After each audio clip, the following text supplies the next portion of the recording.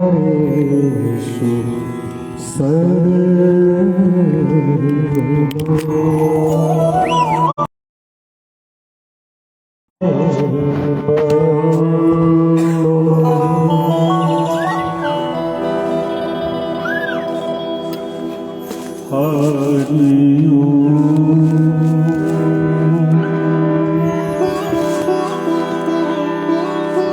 देव सदा परिभव मम भीष्टदोषम्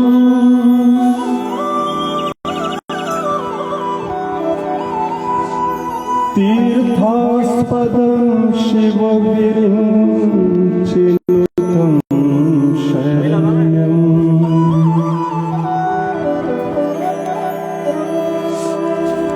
भृत्यार्तिहं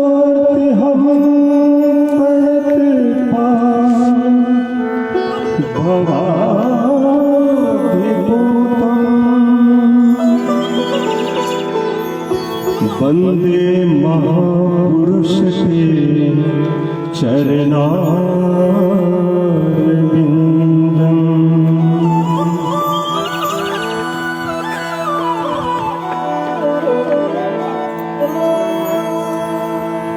हे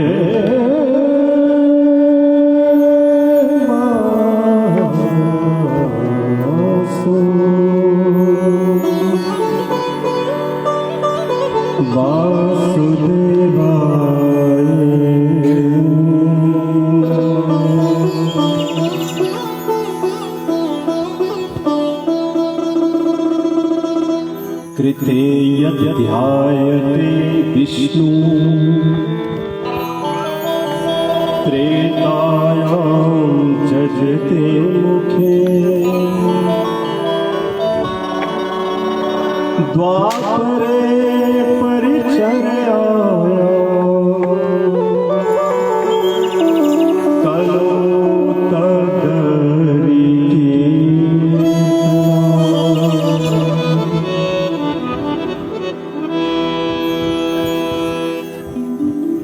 सतयुग में परमात्मा को पाने का तरीका था ध्यान। आप ध्यान में बैठे और परमात्मा को पाया। ये सतयुग में हुआ करता था। फिर त्रेता आया तो त्रेता युग में ये विचार किया गया कि थोड़ा बदला जाए, तो उसमें यज्ञ प्रधान हो गया कि जितने यज्ञ करें उतनी जल्दी आप परमात्मा को पा सकते हैं। फिर द्वापर आ गया तो द्वापर में ये विचार किया गया कि परमात्मा को कैसे पाएं, कैसे साधा, ईश्वर के करीब कैसे हो। तो द्वापर में ये विचार किया गया कि भगवान की चर्चा करें एक दूसरे के साथ, तो परमात्मा प्राप्त हो जाता है। आप जब परमात्मा की चर्चा करें तो परमात्मा आपके समीप। ये द्वापर की बात थी। तो कलियुग में ये विचार किया कि आप क्या करें। तो कहा गया नहीं कली कर्म धर्म करे तू राम नाम अवलंबन को। कलियुग में मन लगाना कठिन है, एक जगह जम पाना कठिन है, टिक पाना कठिन है, अपने आप को बिठाना बड़ा कठिन है, हरि में लगाना बड़ा कठिन है। तो क्या करें। तो कली काल के बीच ये विचार किया कि कीर्तन ही करो। कीर्तन से ही सुधार है, कीर्तन से ही उद्धार है, कीर्तन से ही ऐ जीव तेरा बेड़ा भव से पार है। तो क्या हुआ कली काल में, किसकी चर्चा महान हुई, कीर्तन की चर्चा महान हुई।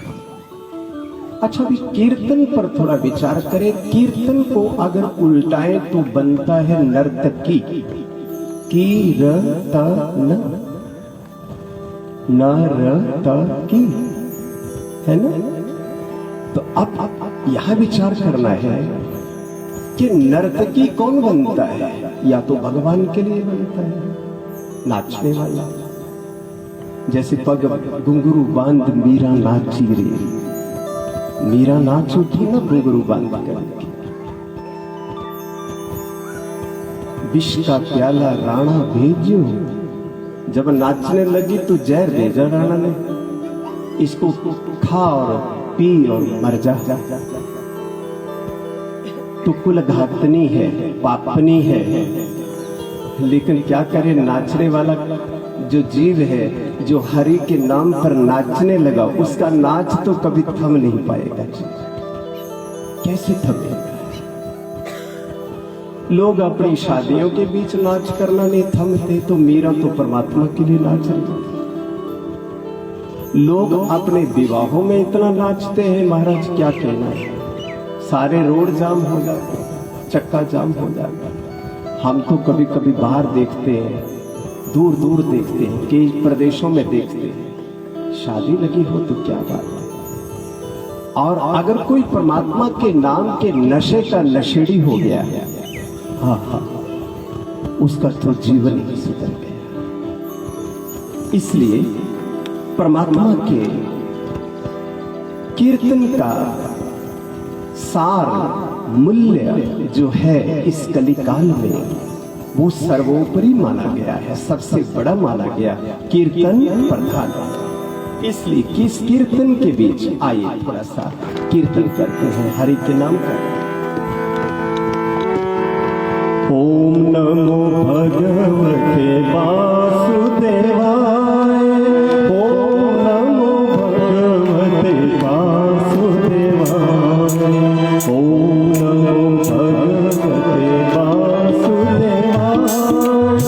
ओम नमो भगवते वासुदेवाय, ओम नमो भगवते वासुदेवाय, ओम नमो भगवते वासुदेवाय, ओम नमो भगवते वासुदेवाय, ओम नमो भगवते वासुदेवाय, ओम नमो भगवते वासुदेवाय, ओम नमो भगवते वासुदेवाय, ओम नमो भगवते वासुदेवाय, ओम नमो भगवते वासुदेवाय, ओम नमो भगवते वासुदेवाय। मीठा बोले, मधुर बोले, सहज बोले, शांत होके बोले, आंखों को बंद करके बोले, तालियों को बजा करके हरि को याद करते हुए बोले, मन वचन और वाणी से बोले, पवित्र बोले, श्रद्धा से बोले, भावना से बोले, हृदय से बोले। ओम नमो भगवते वासुदेवाय, ओम नमो भगवते वासुदेवाय, ओम नमो भगवते वासुदेवाय, ओम नमो भगवते वासुदेवाय। देखो, जब हम कीर्तन करते हैं तो हम अपने सारे शरीर को काम में लगा देते हैं। श्रीमद् भागवत महापुराण ने कहा है कि जो जीवा हरि का नाम नहीं कहती थी, गुणानुवाद नहीं करती, उसकी जीवा मेंढक की जीवा है। मेंढक देखो, उसकी जीवा होती है, उसके तो बाहर ही बुलबुले निकलते हैं। मेंढक, आपने लोहार की धौंकने को देखा, वो भी तो सांस लेती है लेकिन जिंदा नहीं। जब लोहार आपके किसी भी हथियार को तेज करता है तो उसकी धौंकनी होती है, तो वो भी सांसा की आवाज करती है, शरीर से भी सांसा की आवाज आती है। इसलिए सांसा से ही बन गया सो अहम, सो अहम। लेकिन जैसे लोहार की धौंकनी बिना प्राण के बेकार है, इसी प्रकार से ये शरीर सांस तो लेता है, लेकिन हरि नाम के बिना ये सांस भी बेकार है, ये जीवन भी बेकार है, ये जन्म भी बेकार है। इसलिए इसको मूल्यवान बनाने के लिए, इसको कीमती बनाने के लिए ताली बजाते हुए पुनः बोलिए ओम नमो भगवते वासुदेवाय, ओम नमो भगवते वासुदेवाय, ओम नमो भगवते वासुदेवाय, ओम नमो भगवते वासुदेवाय। नाम लेने काम जो जिसकी जुबान पर आ गया, नाम लेने काम जो जिसकी जुबान पर आ गया, वो जीवन मुक्त हो गया, चारों पदार्थ पा गया। धर्म अर्थ काम मोक्ष। ओम नमो भगवते वासुदेवाय, ओम नमो भगवते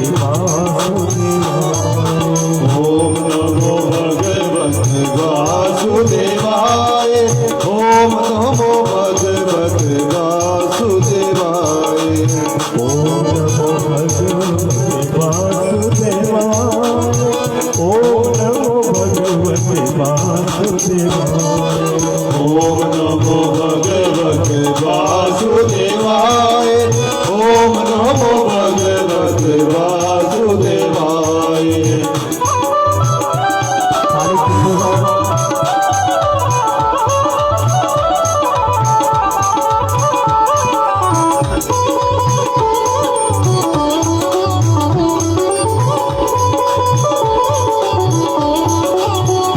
बोलिए, पुकारिए, ऐसा पुकारिए कि करुणा सागर के द्वार तक आपकी पुकार पहुंच जाए।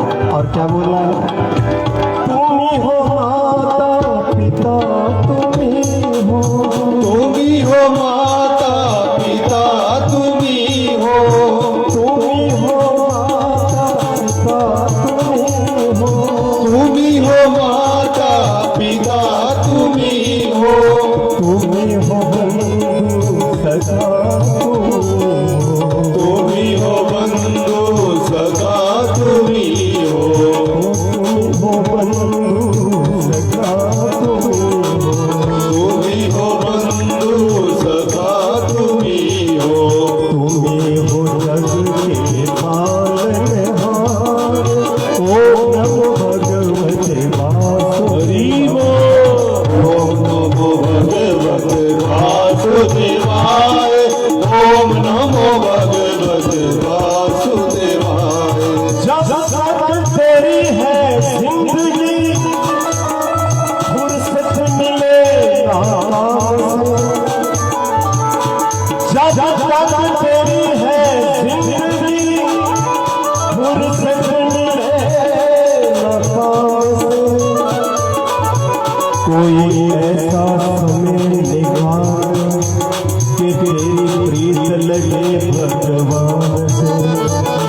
ओम नमो भगवते वासुदेवाय, ओम नमो भगवते वासुदेवाय, ओम नमो भगवते वासुदेवाय, ओम नमो भगवते वासुदेवाय, ओम नमो भगवते वासुदेवाय, ओम नमो भगवते वासुदेवाय, ओम नमो भगवते वासुदेवाय, ओम नमो भगवते वासुदेवाय। ओ सारे जग के तुम रखवाले, ओ सारे जग के तुम रखवाले।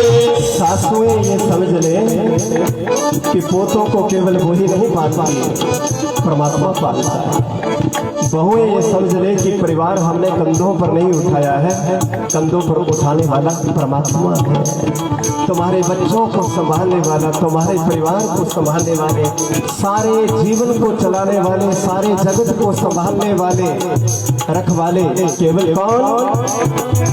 सारे जग के तुम रखवाले, सारे जग के तुम रखवाले, सारे जग के तुम रखवाले, ओ सारे जग के तुम रखवाले, निर्बल को बल देने वाले, ओ निर्बल को बल देने वाले, ओ निर्बल को बल देने वाले, ओ निर्बल को बल देने वाले, सारा जग तेरी संतान, ओम नमो भगवते वासुदेवाय, ओम नमो भगवते वासुदेवाय, ओम नमो भगवते वासुदेवाय, ओम नमो भगवते वासुदेवाय,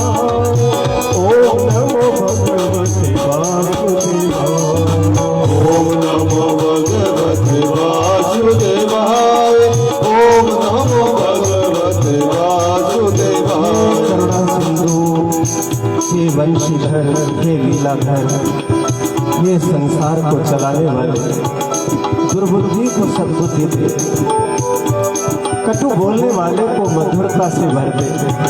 कोई कड़वाहट भरा है खीरे की भांति, जैसे खीरे का मुख कड़वा, वैसे जवान कड़वी वाले जो लोग हैं उनकी जवान मीठी कर दे, पर इतनी मीठी नहीं कि शुक्र हो जाए। इतनी मीठी भी मत करना, थोड़ी थोड़ी मीठी कर दे, क्योंकि वो ऐसा कड़वा बोलते हैं कि बिना बीमारी के ही लोगों को बीमारी लग जाती है। ये परमात्मा दुर्जनों को सद्बुद्धि दे, और किसी का विनाश मत कर, किसी को मार मत, किसी की खोपड़ी बदल दे, किसी की बुद्धि बदल दे, किसी को अक्ल दे दे। बस वो अक्ल से तेरा नाम ले और पुकार उठे, हे गोविंद हे गोपाला, हे गोविंद हे गोपाला, हे गोविंद हे गोपाला, हे गोविंद हे गोपाला, बाल मुकुंदा दीन दयाला, देने वाला, हो बाल मुकुंदा दीन दयाला, बाल मुकुंदा देने वाला, तू ही दाता तू भगवान, ओम नमो भगवते वासुदेवाय, ओम नमो भगवते वासुदेवाय, ओम नमो भगवते वासुदेवाय, ओम नमो भगवते वासुदेवाय,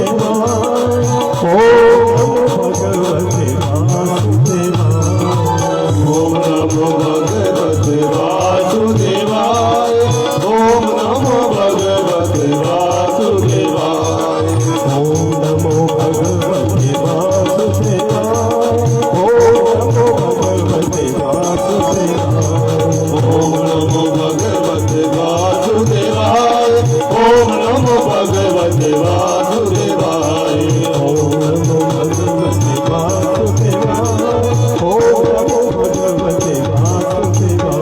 ओम नमो भगवते वासुदेवाय, ओम नमो भगवते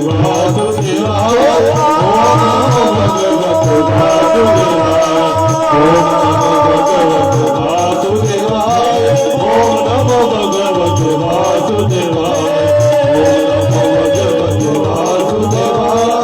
ओम नमो भगवते वासुदेवाय, ओम नमो भगवते वासुदेवाय, ओम नमो भगवते वासुदेवाय, ओम नमो भगवते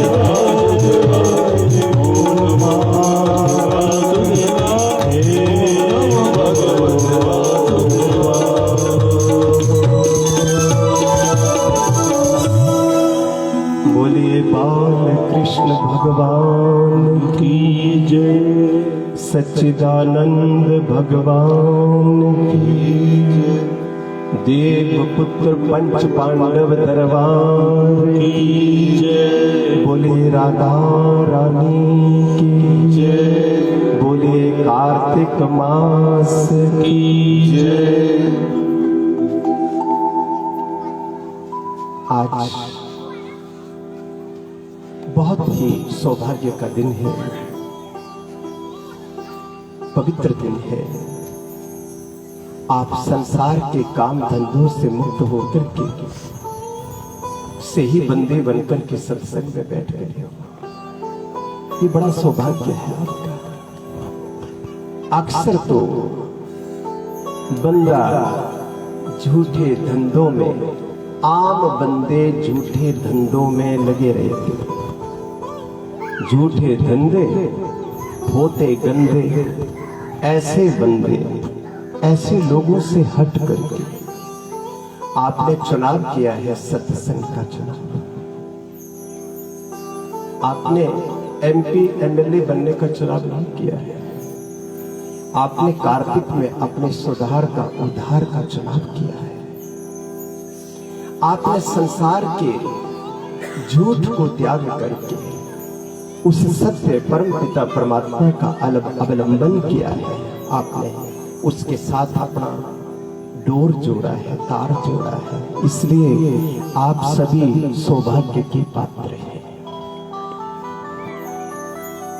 देखो,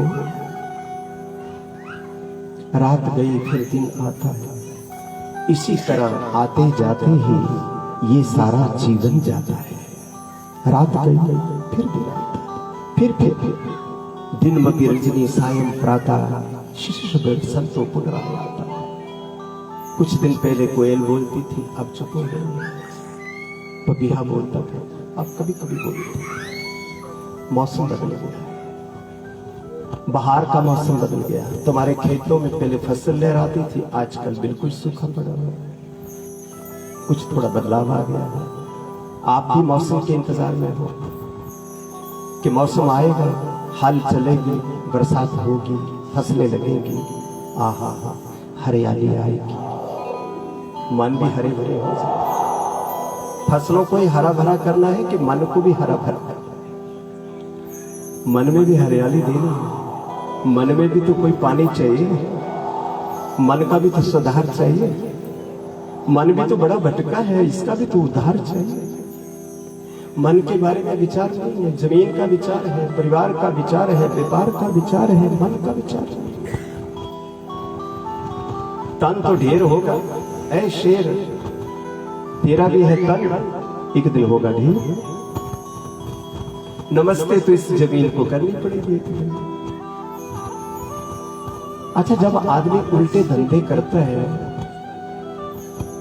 आदमी के दिमाग में परमात्मा ने वो सब कुछ भरा है जिससे आदमी सही और गलत की पहचान करता है। फिर भी आदमी उल्टे चक्करों में चलता है, फिर भी आदमी उल्टे धंधों में उलझता है। आप जैसे कुछ बिरले लोग होंगे जो भागवत से जुड़ जाते हैं, ना? ठोड़ी पर हाथ नहीं रखना है, ठोड़ी पर हाथ नहीं देना है। बीमार है ठोड़ी है? खाना तो खा लिया होगा, चाय भी पी ली। वैसे हमने अभी नहीं खाया है, हमने फलाहार किया है। आपने तो खा लिया। ऐसा तो नहीं सिर को या गले से ऊपर के एरिया जो है, ये जो आपका, इसको संभालने के लिए किसी तकवे की, वो क्या होता है, तकिए की जरूरत नहीं। भाई, ऐसी भक्ति नहीं हुआ करती। चुकन्ने हो गए बैठे और मोती की बांधी, हंस जैसे मोती चुगा करते हैं, वैसे ये जो नाम का खजाना 7 दिन तक यह बिखरेगा। इसको हंस बनके शब्द रूपी मोतियों को आपने चुग लेना है। ठोडी लगाई तो फसल गई, खेतों वाली नहीं, ज्ञान वाली, ठीक है? तो फसल गई। देखो, आजकल की बात नहीं करता, पहले की बात है, रेडियो चला करते थे। क्यों भाई? चला करते थे। अच्छा, एक चाबी ऐसी होती थी जिसका कान मरोड़ मरोड़ के उसका हम बुरा हाल करते थे। उसका कारण क्या था? स्टेशन बदल गए। अच्छा, रात के समय ना स्टेशन बड़े पास पास हो जाते थे। ऑल इंडिया के पास ही विविध भारती लग जाता था, शिलोंग लग जाता था, लगता था। जरा सी चाबी खिसकाई और स्टेशन बदल गया। आपने जरा सा यहाँ भक्ति में मन खिसकाया कि स्टेशन कहीं और चला गया। ये भाई भक्ति का स्टेशन है। ये वार्ड बहुत बड़ा है, खींचता बहुत है, इसके टावर बड़े तेज है, परंतु आपका जुड़ाव होना चाहिए इसके साथ। जरा सी चाबी घुमाने की देर है कि चाबी घूमी, स्टेशन बदल जाएगा। अभी तो भागवत के स्टेशन में बैठ गए, फिर आप चाय के फ्राइबल के स्टेशन में चले जाएंगे। और मैं नहीं चाहता कि जब तक आप यहाँ बैठे आप घर द्वार की कोई चर्चा भी करें, विचार भी करें, बिल्कुल भी नहीं। परमात्मा स्वीकार नहीं करते। परमात्मा कहते बड़ा गंदा बच्चा है। ये गंदा बच्चा घर छोड़ के भक्ति में आया और यहाँ पर भी घर की ही बातें करता है। परमात्मा कहते हैं कि ये क्या हो गया, इसको बेसुध है, ये मूर्छित हुआ है क्या? अभी भी नहीं सुधरा तो कब सुधरेगा? कार्तिक में नहीं सुधरा आप तो। अच्छा, एक और बात, आपको बधाई देता हूं, आज आपने जो कीर्तन सुनाया ना भाई, क्या गजब का कीर्तन था। आज प्रभात फेरी है। जिन लोगों ने कीर्तन गाया है मैं उनको बहुत बहुत शुभकामनाएं देता हूं, बहुत बहुत उनको बधाई देता हूं। बड़ा सुंदर कीर्तन गाया। इसका मतलब है ध्यान तभी खुशहाल है कि ध्यान में ताल पर ताल भी है, सुर पर सुर भी है, इसलिए ध्यान खुशहाल है। क्योंकि यह गजब की ताल और गजब की खुशहाली है। और आपने कीर्तन में ये, सत्संग में ये, प्रभात फेरी में जो लोग चले थे, नहीं भी चले थे, और जो तमाशाबीन होकर के तमाशा देखते। अच्छा, कोई इतना अपमान नहीं करता अपने ग्रंथों का, अपने पुराणों का, जितना हिंदू धर्म के लोग करते हैं। जंगल के जैसे पेड़ों पर चढ़ने वाले होते हैं लोग, वैसे ही खड़े होकर के टुकर टुकर करके देखते रहेंगे, मान सम्मान के लिए खड़े भी नहीं होंगे। इन लोगों की टांगों का क्या बनेगा, ये मेरी समझ से बात है। ऊट पटांग करना हो, कुछ गलत करना हो तो टांगे खड़ी हो जाती, उंगलियां उठ जाती हैं, हाथ चल जाते हैं, लठ पे भी चलते हैं, डंडे पर भी चलते हैं। जरा सी घर में कोई बात हुई तो दे दनादन, दे दनादन। लेकिन जब प्रभात फेरी निकलती है, जब शोभा यात्रा निकलती है, तो बेचारे अपने बेंचों को भी नहीं छोड़ते। ये बेशर्मी नहीं तो क्या है? हिंदू धर्म कहां जा रहा है? सनातन धर्म कहां जा रहा है?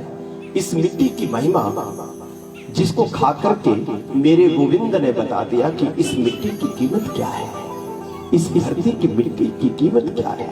उस मिट्टी में पलने वाला इंसान इतना बेकार हो सकता है कि भगवान का साक्षात स्वरूप भागवत कुरान जा रहा है और लोग पीठ घुमा करके बैठे रहे।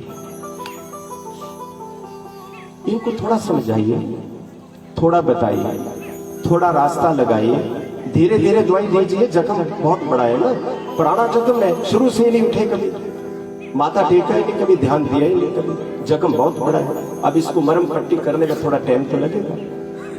और हमारा बच्चा बड़ा गजब का है, सुरजीत, ये हर साल मरम पट्टी का काम करता है, थोड़ी थोड़ी दवाई देता रहता है, थोड़ी थोड़ी डोज चलती रहती है। और हमारा बंशीधर बंशी, ये बंशी बजाते रहते हैं, हर साल इनकी बंशी बजती है। ये भी मरम पट्टी लगाते रहते हैं, ये भी लोगों को जगाते रहते हैं, ये भी लोगों को उठाते रहते हैं कि भाई भूल जाता है आदमी, क्या करें, ब्रह्मी बूटी कोई नहीं खाता इसलिए भूल जाता है। दुकानदार दुकानों पर भूल जाते हैं, घर वाले घरों पर भूल जाते हैं, गमले तो लगे हैं, फूल तो खिले हैं, दो फूल उठा करके भी भागवत भगवान को चढ़ा नहीं पाते। इससे बड़ा दुर्भाग्य क्या है? इससे बड़ा पीड़ा का विषय क्या है? लोग जानते हैं कार्तिक है, अरे कार्तिक का बाप तुम्हारी गली में आया है, कार्तिक के बाप का बाप तुम्हारी गली में आया और पीछे उसके प्यारे कीर्तन गाते जा रहे हैं और तुम मकानों से बाहर नहीं आ सकते, और बाहर भी आते हो तो यूं खड़े हो टुकुर टुकुर, जैसे तुम विलायत से आए हो, सिंगापुर से आए हो, तुम्हें पता ही कुछ नहीं यहाँ क्या हो रहा है। जब भी शोभा यात्रा निकलती हो, जब भी प्रभात फेरी निकलती हो, प्रत्येक मनुष्य का जो इस मिट्टी से प्रेम करता है उसका कर्तव्य है घर से उठे, तैयार रहे, चार फूल तोड़े, भगवान की यात्रा आ रही है उसका स्वागत करे, आगे बढ़े, प्रणाम करे। अरे गंगा जाना हो तो हरिद्वार जाना पड़ता है, अरे गंगा चल करके तुम्हारे दरवाजे पर आई, तुम फिर भी माथा नहीं टेक सकते तो तुम सा दुर्भाग्य और किसका हो सकता है। हिमाचल ऐसा नहीं है। मैं कुछ समय पहले पुणे में था, वहां चर्चा करते हैं लोग अक्सर, महाराष्ट्र एक ऐसे क्षेत्र पड़ता है कि जब देवभूमि की बात आती है, हिमाचल की बात आती है तो कहते हैं वो तो देवभूमि है ना। देवभूमि, आदमी दानव न बने तो देवभूमि रहेगी ना। आदमी अगर देवभूमि को अपमानित ना करे, लज्जित ना करे तो देवभूमि तो देवभूमि है ही। अरे यहां तो ब्रजराज के दर्शन सीधे हो जाते हैं, मालूम पड़ा। पार निकलो त्रिलोकपुर के दर्शन हो रहे, आगे चलो तो बज्रेश्वरी के दर्शन हो रहे, आगे चलो तो मां बज्रेश्वरी चामुंडा खड़ी है, और आगे बढ़ जाओ तो ज्वाला जी खड़ी है, दाएं बाएं देखो तो नैना देवी खड़ी है, चिंतपूर्णी खड़ी है, तुम्हारा मणि महेश खड़े है। देवभूमि ना कहे तो क्या कहे। तो देवता तो ऐसा कभी नहीं करते थे, वो तो मिलकर के सभी जाते थे, जब भी कोई कष्ट होता था अपना निवारण करने, अपना सुधार करने, अपना उद्धार करने देवता विष्णु भगवान के पास जाते हैं। हम लोग कहां जाते हैं, उठ भी नहीं पाते, दो फूल भी नहीं चढ़ा पाते, लज्जा की बात है, बड़ी लज्जा की। कार्तिक में क्या करना है, कार्तिक मास इतना प्रसिद्ध क्यों। अरे भगवान जाग रहे हैं, चतुर्मास समाप्त हो रहा है, हरी शायरी हो रही है, प्रभु जागृत हो गए, प्रभु सावधान हो गए, प्रभु 3 प्रकार के कष्टों को निवारण करने के लिए, भक्तों को आनंद देने के लिए उठ खड़े हुए। ये है कार्तिक। जलाओ दिया, 1 साल भर का पेट्रोल ले लो, ज्ञान का, भक्ति का पुण्य, 1 साल भर का पेट्रोल। अगर तुलसी के पास तुम दीपक जगाते, कुछ तो दान करो, हिलो थोड़ा तो हिलो। दान करने में इतनी कंजूसी। अरे पूरी कुदरत दान कर रही है कि नहीं। ये सूरज तुमसे टैक्स लेता है क्या, दान देता है, धूप देता है कि नहीं। ये फसलें तुम एक बीज लगाते हो, बदले में 1000 बीज आते हैं, दान हो रहा है कि नहीं हो रहा है। ये आकाश के बादल, ये तुमसे लेते कुछ नहीं, पानी से तुम्हें भर देते, तुम्हारी फसलें लहराती हैं, दान दे रहे हैं कि नहीं दे रहे हैं बताइए।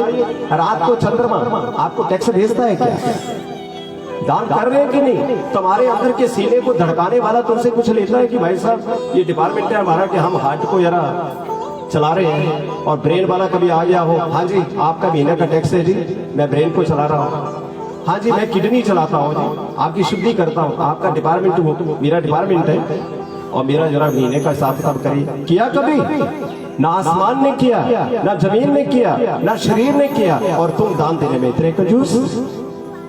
कार्तिक में खूब दान करो, खूब दान, अन्न दान करो, फल दान करो, दीप दान करो, पुष्पों का दान करो, ठाकुर को तुलसी का दान करो, कुछ भी नहीं तो 2 पत्ते तो चढ़ाओ, इतना तो कर ही सकते। अरे कुछ नहीं तो परिक्रमा तो लगाओ, अरे कुछ भी नहीं तो लोगों को तो जगाओ, थोड़ा घूमो फिरो, मस्ती लो, 5 बजे उठो जाओ तो सही, कुछ तो करो, कुछ तो धूप मचाओ, स्वयं जागो, दूसरों को जगाओ, तभी कार्तिक का पुण्य आपको प्राप्त हो सकता है। और फिर इस कार्तिक में आज नवमी हो, आहा, कल गोपालाष्टमी थी, आज नवमी। गोपालाष्टमी में गैया को प्रणाम कर लिया, ऐ गैया मैया तुझको प्रणाम है हमारा। गवों में अग्रता सरसु, गवों में संत निर्भरा, गवों में भद्राणी पश्यन्तु, गव मध्य बसामि हम।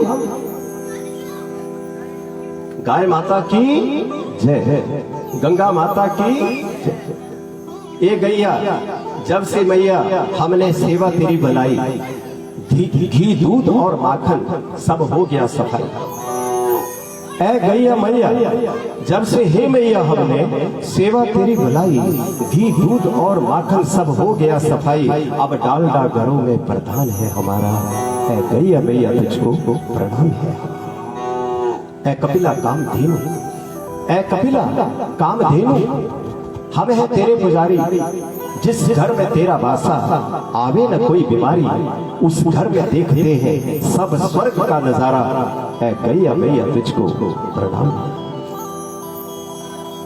गाय सुखी का रूप है, लिख गए वेद पुराण, अपना रूप दिखा गए स्वयं कृष्ण भगवान। बोले कृष्ण भगवान की। आगे बढ़े। नौवीं तिथि आज कौन सी तिथि में बैठे हो? जोर से बोलो, कौन सी तिथि है? ये किसकी तिथि है? नौवीं तिथि किसकी है? ये भगवान राम की तिथि। नौवीं तिथि मधुमास पुनीता। चैत्र मास था जब राम आए तो नौवीं तिथि थी। अच्छा, आप तो राम को लेकर के बैठे हो, आप तो कार्तिक को लेकर के बैठे हो, आप तो प्रभात फेरिया लेकर के बैठे हो, आप तो कीर्तन करके बैठे हो, आप तो शोभा यात्रा में जाकर के बैठे हो, और आप तो कुंभ को सिर पर उठा के बैठे हो। वाह क्या बात है। जानते हो कुंभ की खूबी क्या है? ये क्यों उठाया था अपने सिर पे? ध्यान दीजिए। मैं तो कहता हूं कि कभी भागवत के अतिरिक्त मौका मिले तो मैं तुम्हें एक एक एक एक शब्द का गहरा गहरा अर्थ समझाऊंगा। इतना ही बोलूंगा। इसमें सभी तीर्थ आते हैं।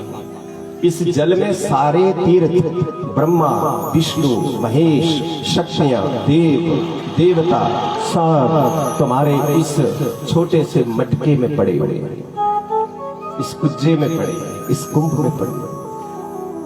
समस्त तीर्थों का निवास है। और ऊपर आपने ये नारियल जो रखा है, ये क्यों रखा है मालूम है? मालूम भी किया करो ना थोड़ा। ये स्विच, अच्छा 5-7 स्विच लगे हो और आपने ट्यूब जगानी हो और आपने जगा दिया बल्ब, ये कोई बात थोड़े हुई। आपको पता तो होना चाहिए कि स्विच हम ऑन कर रहे हैं तो क्या जगाना है। हमें इतना पता तो होना चाहिए। नारियल अगर मटके पे रखा है तो इसके पीछे राज क्या है, ये तो मालूम होना चाहिए। स्विच ऑन होना चाहिए ना सही। हिंदुओं को पता ही नहीं। अब ये तो पंडितों की जो हवन करने आते हैं या पूजन करने आते हैं, काफी फर्ज तो उनका है कि वो समझाएं कि दुर्गा की महिमा क्या है, नारियल की महिमा क्या है, कलश की महिमा क्या है, 7 परिक्रमाएं क्यों दी जाती हैं, लाजा होम फुलियों का हवन विवाह में क्यों किया जाता है, सिंदूर क्यों डाला जाता है, कलश क्यों रखा जाता है, नारियल क्यों चढ़ाया जाता है, नीचे जौ क्यों लगाए जाते हैं, ऊपर कलश क्यों रखा जाता है, मौली क्यों रखी जाती है, पता है? बस किए जाओ, पता कुछ नहीं। चलो करते रहो, कुछ ना कुछ तो बनेगा, कुछ ना कुछ तो बनेगा। लेकिन थोड़ा मालूम होना चाहिए कि देखो ये पत्ते जो है, ये पंच पल्लव है। ये आपने जब पत्ते रखे तो आम्रो वृक्षारम राजा, आम वृक्षों का राजा है। ठीक है, तो आम के पत्ते रखे आपने, मटके में आपने सारे तीर्थों को याद कर लिया। अब जब लेके जाएंगे इसको तो पूरे तीर्थों की शक्ति होगी। फिर इसको घर घर में छिड़काएंगे, अपने अपने घरों में छिड़काव करेंगे। तो आपके पास सारे तीर्थ इकट्ठे होकर इस भागवत की कथा में इस मटके में प्रवेश कर जाएंगे, इस कलश में प्रवेश कर जाएंगे। अब दिन प्रतिदिन इसकी शक्ति बढ़ती जाएगी। जैसे जैसे कथा होगी ये जल शक्तिशाली बनता जाएगा और 7वें दिन ये महाशक्ति को प्राप्त करेगा। 7वें दिन भोग के समय आप इसको उठाओगे, श्रद्धा से घर ले जाओगे और कुछ छिड़काओगे और कुछ का स्नान करोगे। ये तुम्हारे घर को भी तार देगा और तुम्हें भी तार देगा, सबका उद्धार कर देगा। ये कलश की अब नारियल रह गया, ऊपर नारियल क्यों रखा है? अच्छा, नारियल सीधा है कि उल्टा है? अब ये भी तो थोड़ा ख्याल में देना पड़ेगा। नहीं, सीधा ही है, चिंता मत करो। लेकिन मालूम होना चाहिए कि नारियल सीधा है या नहीं। अच्छा, नारियल को यहां रखने का अर्थ क्या है? आप देखो, ये बाहर से कठोर है, ये मुझे समझा रहा है कि तुम जब बोलोगे ना तो लाग लपेट करके मत बोलिएगा कि इनकी खुशी के लिए या जिससे ये मस्त हो जाए, झूठ मूठ के खुश हो जाए, वैसा मत कहना। जैसे बाहर का छिलका कठोर है, वाणी भले कठोर रखना पर सीधी ऐसी रखना कि रोगी का रोग चला जाए, संसारियों के रोग चले जाए, वही वाणी बोलना। इसलिए ये मुझे समझा रहा है कि बाहर से भले ही कड़वे रहो, लेकिन अंदर क्या है इसके? अंदर क्या है? अंदर जाओ, प्रवेश करो, छिलका उतारो। जो कड़वा आदमी होता है ना, जो सत्य बोलने वाला आदमी होता है ना, वो उसका छिलका इतनी आसानी से नहीं निकलता। हम क्या करें, मजबूर है ना। हजूमे गम मेरी फितरत मिट नहीं सकती, मैं क्या करूं, मेरी आदत है कुछ कहने की। मैं क्या करूं, मेरी आदत है मुस्कुराने की, कुछ समझाने की। और वो समझाना झूठ नहीं होगा, वो समझाना सत्य। अब आप जब नारियल को तोड़ेंगे, इसके अंदर निकलेगी दो आंखें निकलेंगी, एक नाक, मुख। अगर देखा नहीं है तो प्रैक्टिकल कर लो। है हिम्मत किसी की तो उठा, हरि बोल, हरि बोल, तो भाई उठा के इसको तमाशा देख लो, अंदर वो निकलेगा। इसका अर्थ ये हुआ कि ये जो कुंभ जिसमें सारे तीर्थ बला लिए गए हैं, हे भगवान, अब मैं नारियल के रूप में अपना आप तेरे अर्पण करता हूं। ये कुंभ वाले की श्रद्धा होनी चाहिए कि हे भगवान, अब मैंने अपना आपा तेरे आगे कर दिया। हे भागवत भगवान, मैंने अपना आप, ये आंख, ये कान और ये मुख, ये सब जो बनाया है नारियल के रूप में, ये कोई और नहीं, ये मैं ही हूँ। मेरे अंदर जो भी दम्भ है, अहंकार है, अभिमान है, घमंड है, मिटाता हूँ आज, चढ़ाता हूँ तेरे आगे, करता हूँ अर्पण, अब तुम इसे स्वीकार कर लेना। ये भावना आपके बीच होनी चाहिए कि मैं चढ़ गया आज, तेरा तुझको अर्पण, क्या लागे मेरा। और जब नारियल चढ़ जाता है, कलश आ जाता है, तो फिर होती है कथा। कथा का अर्थ क्या होता है? कहना। कथा का क्या अर्थ है? कहना। व्यास गद्दी, व्यास का क्या अर्थ है? विस्तार करना। व्यास का क्या अर्थ? विस्तार। अच्छा, आप हिसाब किताब पढ़ते थे ना पहले 7वीं 8वीं क्लास में, तो वहां लिखा होता था वर्गाकार, इसका आयताकार, इसका व्यास इतना है। तो व्यास का मतलब विस्तार। कौन है व्यास? जिसने पुराणों का विस्तार किया, जिसने वेदों का विस्तार किया, एक वेद के 4 भाग किए, उसी का नाम पड़ा व्यास। जो कथा सुना रहे हैं, जिनके द्वारा ये कथा आई है, निकली है, उनका नाम क्या है? व्यास जी। व्यास जी कहाँ रहते हैं? ध्यान देना, ये कथा कहाँ लिखी थी? अच्छा, कितनी बार भागवत कथा सुनी आप लोगों ने? बताइए। व्यास जी ने भागवत पुराण कहाँ लिखा? निवृत्ति परायण। अच्छा, व्यास का एक और नाम है वादरायण। क्या बोलते हैं? वादरायण। अगर बात समझ में ना हो दोबारा पूछ लो। वादरायण का मतलब होता है बेरों के झुंड, जहां बेर लगे। तो व्यास कहां रहते हैं? शम्यप्रास आश्रम, जहां सरस्वती नदी पश्चिम की तरफ बहती है, ऐसे बद्रीनाथ धाम में व्यास का आश्रम है। जाना तो भूल मत जाना, व्यास आश्रम देखा ना। ये अब का नहीं है, ये सदियों का है, ये युगों का है, ये व्यास आश्रम। और वहीं पर व्यास आश्रम, वहीं पर शुकदेव को व्यास जी ने ये श्रीमद् भागवत महापुराण सुनाया। पहले तो लिखा और फिर सुनाया। भागवत में 4 अक्षर हैं। कितने? भा, ग, ब, त। कितने? थक तो नहीं गए? थके होंगे तो बोल देना चाय भाई। नहीं, आजकल शरीर बॉडी वैसी है ना, तेल देना पड़ता है, मशीन तभी काम करता है। थोड़ा देख लो, तो पानी वानी पीना हो तो थोड़ा टाइम ले लेंगे, कोई बात नहीं। बादरायन जहां बेरी के झुंड हो, एक बात हो गई। व्यास का आश्रम कहां? बद्रीनाथ में, ये दूसरी बात हो गई। अच्छा, भागवत को व्यास की धर्मपत्नी कौन है? वटिका। व्यास की वटिका नाम की धर्मपत्नी है। व्यास किसके बेटे हैं? महर्षि पराशर के बेटे हैं, सत्यवती के बेटे हैं। ये व्यास जी का वर्णन है। अब आप ये विचार करें कि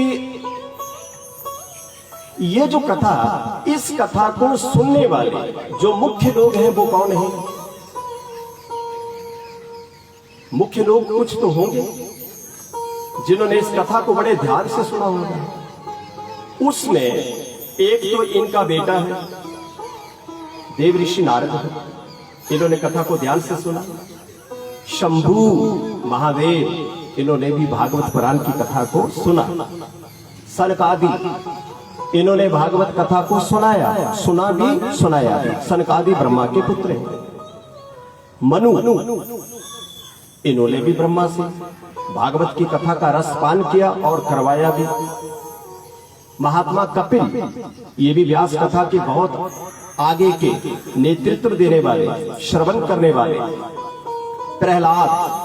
प्रहलाद ने भी भागवत कथा को खास सुना।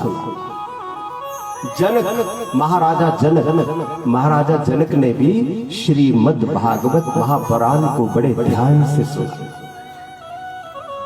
पितामह भीष्म ने श्रीमद् भागवत महापुराण को बड़े ध्यान से सुना। राजा वली ने व्यास इस भागवत पुराण को बड़े ध्यान से सुना।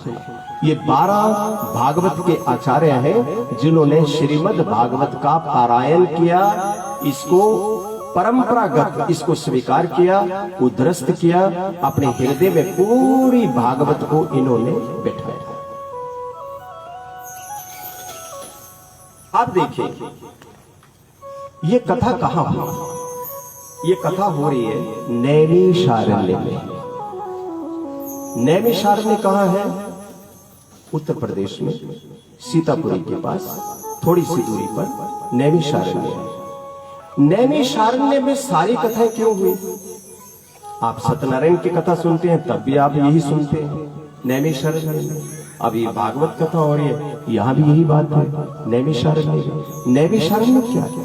भगवान ने, ब्रह्मा ने ऋषियों को एक चक्कर दिया कलयुग से बचने के लिए।